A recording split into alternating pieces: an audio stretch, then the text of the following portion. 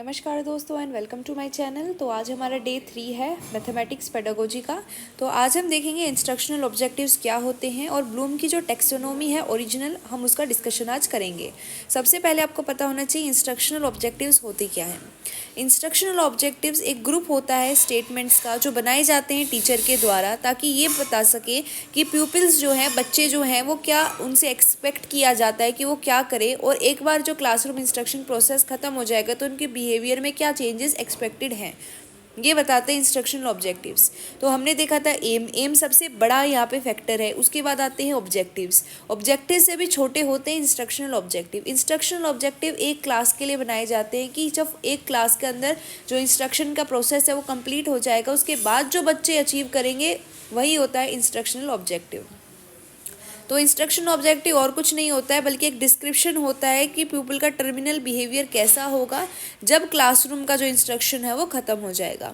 एक होता है प्यूपिल्स का एंट्री बिहेवियर, एक होता है टर्मिनल बिहेवियर।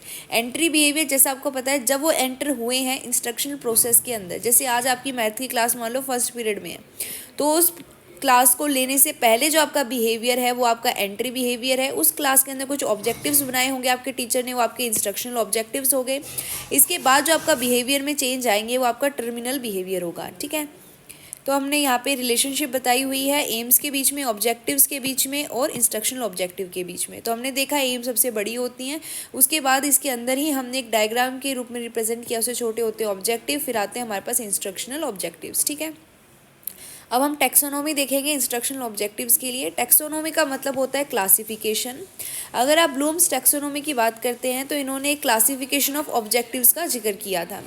ये जो ऑब्जेक्टिव्स हैं ये इस तरीके से क्लासीफाई किए गए हैं हायरार्किकल ऑर्डर के अंदर, यानी सबसे कम, यानी हम कह सकते हैं सबसे लोवेस्ट लेवल से लेकर के सबसे ज़्यादा अबव जो लेवल है वहाँ तक इसको क्लासीफाई किया गया है ऑब्जेक्टिव्स को, कि जैसे नॉलेज के टर्म में, एप्लीकेशन की टर्म में, तो इस तरीके से इनको क्लासीफाई किया गया है। तो ये जो taxonomy of educational and instructional objective है ये काफ़ी ज़्यादा अलग अलग अजम्पशंस के ऊपर वर्कड आउट इसने किया है टीचिंग लर्निंग प्रोसेस के अंदर, और हम इसको मान सकते हैं कि ये ऑब्जेक्टिव्स वो अटेम्प्ट होते हैं जो किए जाते हैं ताकि जो पीपल का बिहेवियर है उसमें कुछ ना कुछ चेंज आए जब वो सब्जेक्ट मैटर या फिर लर्निंग एक्सपीरियंस को गेन करे। ठीक है, तो यही बताया हुआ है। सबसे पहले बिहेवियर क्या होता है, अगर आप ये देखें तो बिहेवियर को 3 पार्ट्स में डिवाइड किया गया है। एक है कोग्निटिव, फिर अफेक्टिव, फिर साइकोमोटर। कोग्निटिव का मतलब होता है वो चीज़ें जो हमारे माइंड से रिलेटेड हैं, यानी हमारे हेड से रिलेटेड हैं।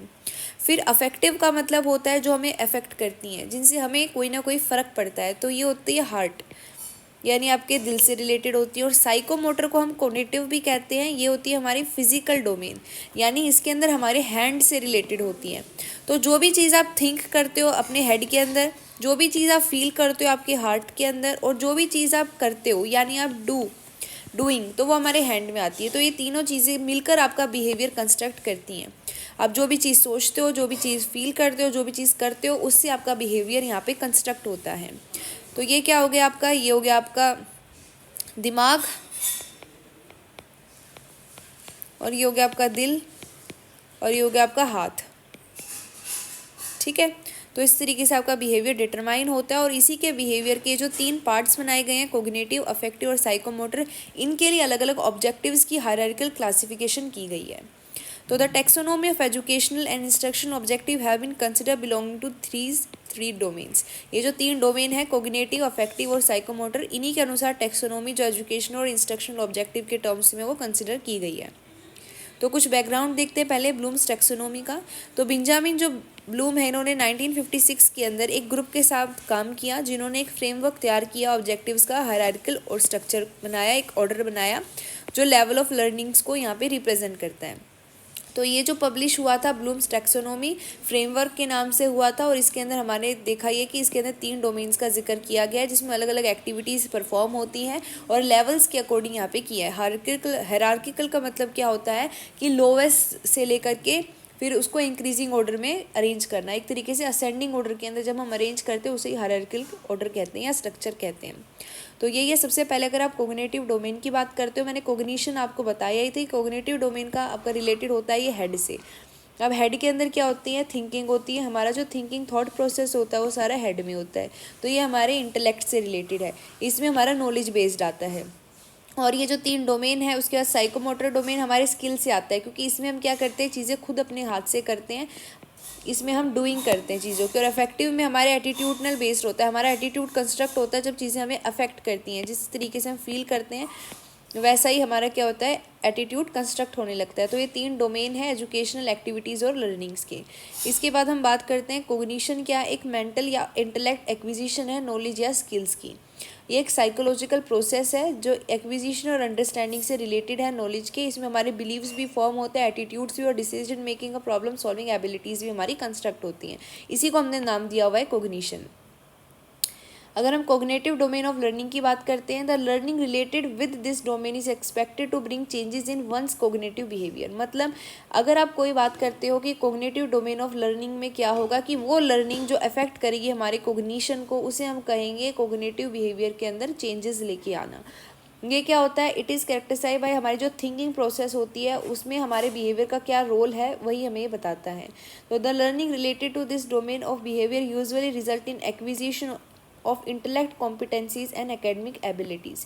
इससे क्या होता है, अगर हमें कोग्निटिव डोमेन ऑफ लर्निंग की बात करते हैं तो इससे हमारे बिहेवियर में ये चेंज आता है कि हम एक्विजिशन करते हैं इंटेलेक्चुअल कॉम्पिटेंसीज की, जैसे लॉजिकल थिंकिंग, रीजनिंग या फिर कोई क्रिटिकल एनालिसिस। इस तरीके की कॉम्पिटेंसीज हमारी डेवलप होती हैं, जिससे हमारी एकेडमिक एबिलिटीज़ जो होती हैं, यानी वो चीज़ें जो हमें पढ़ाई में काम लेके आती है, वो भी हमारी डेवलप होती हैं, क्योंकि ये सारा का सारा हमारे माइंड से रिलेटेड है। इसके बाद यहाँ पे कुछ cognitive domain of learning brings changes in performing various activities like, इस तरीके की एक्टिविटीज़ के अंदर हमारा कोग्निटिव डोमेन वर्क करता है। जैसे किसी चीज़ को सोचने के लिए, कोई रीजनिंग के लिए, कोई इमेजिनेशन, कोई सिंथेसिस। सिंथेसिस का मतलब होता है चीज़ों को टुकड़ों के अंदर बांटने के बाद वापस से जोड़ना, ठीक है। एनालिसिस करते हैं हम, चीज़ों को ब्रेक डाउन करते हैं, ब्रेक डाउन करने के बाद जब वापस उनको जोड़ते हैं और नई चीज़ें हम नए प्रोडक्ट फॉर्म करते हैं, उसे सिंथेसिस कहते हैं। इसमें भी हमारा कोग्निशन इन्वॉल्व होता है। किसी चीज़ को इंटरप्रेट करना, इलस्ट्रेट करना, जनरलाइज करना या मेमोरी के अंदर स्टोर करना है और उसके बाद कंक्लूड करना, ये सारी चीज़ें हमारी कोग्निटिव डोमेन से जुड़ी हुई हैं। इसके बाद अगर हम देखते हैं taxonomy of objectives at cognitive domain of behaviour Benjamin Bloom के अकॉर्डिंग किस तरीके से है, मैंने आपको बताया ही 1956 के अंदर ब्लूम ने अपनी टैक्सोनॉमी दी थी, जिसके अंदर इन्होंने कोग्निटिव जो डोमेन है इसके अंदर 6 लेवल्स बताए गए हैं, 6 मेजर कैटेगरी लेवल बनाए हैं इन्होंने, जो किस तरीके से हायरार्किकल ऑर्डर के अंदर है। सबसे पहले आपको लोअर ऑर्डर दिखेगा और धीरे धीरे उनके लेवल बढ़ते रहेंगे और हायर ऑर्डर की तरफ जाते रहेंगे। ये एक तरीके से सिंपल से कॉम्प्लेक्स या फिर कंक्रीट से एब्स्ट्रैक्ट के अंदर यहाँ पे अरेंजमेंट इनकी की गई है।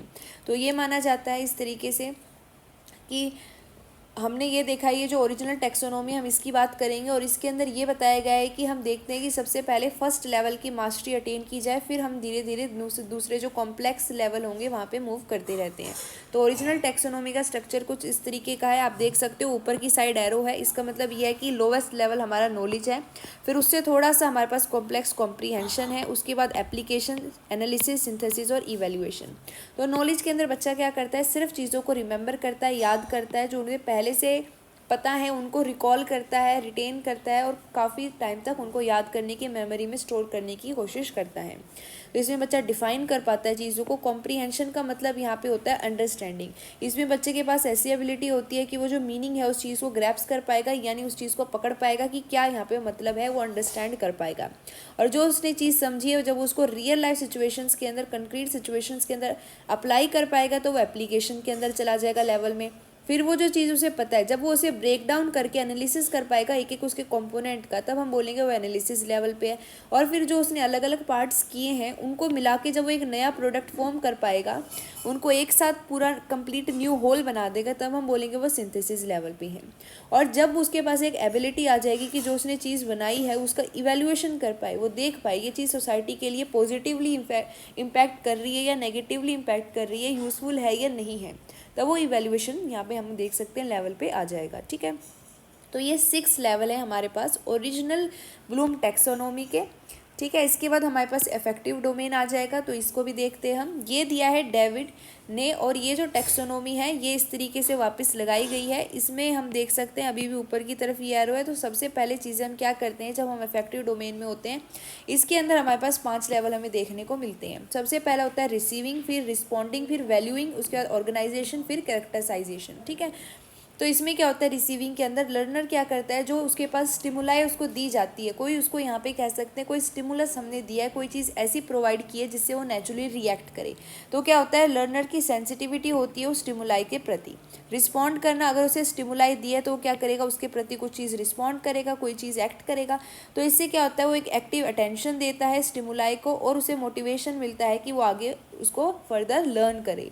फिर वैल्यूइंग का मतलब क्या होता है कि जो लर्नर के बिलीव बनते हैं, एटीट्यूड बनते हैं, वो काफ़ी वर्थ होते हैं। फिर ऑर्गेनाइजेशन के अंदर क्या होता है, वो इंटरलाइज करता है वैल्यूज़ को और बिलीव्स को और उनको एक प्रॉपर वे में ऑर्गेनाइज करता है, और यही चीज़ों को जब वो अपने कैरेक्टर के अंदर लेके आ पाता है, उन चीज़ों को प्रैक्टिस कर पाता है, अप्लाई कर पाता है, तब हम बोलते हैं कि वो कैरेक्टराइजेशन के अंदर आ चुका है। तो ये 5 लेवल होते हैं अफेक्टिव डोमेन में डेविड के अकॉर्डिंग।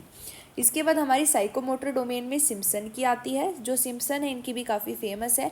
तो ये जो है ये साइकोमोटर डोमेन है, यानी हमारे कोग्निटिव डोमेन के ऊपर बात करते हैं। इसमें सबसे लोवेस्ट लेवल हमारा अवेयरनेस होता है, जिसमें क्या होता है कि ये एबिलिटी होती है कि जो हमारे सेंसेस होते हैं, सेंसरी क्यूज़ होते हैं, उनकी हेल्प से मोटर एक्टिविटी कर पाएँ।